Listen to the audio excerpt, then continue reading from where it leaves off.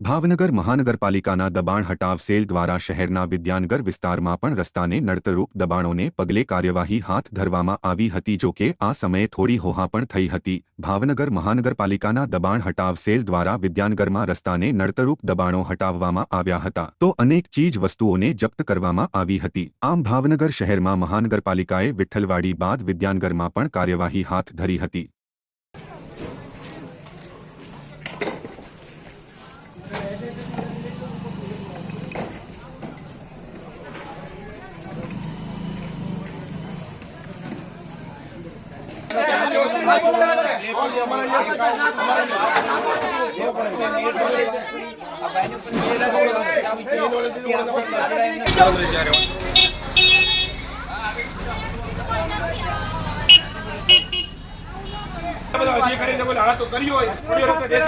સાફ થશે ને હું રેવા વાળો તો તમારા પબ્લિક આવી રહેવાની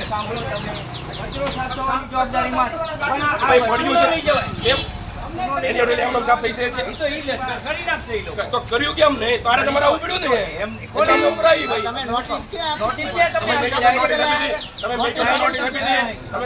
કીધું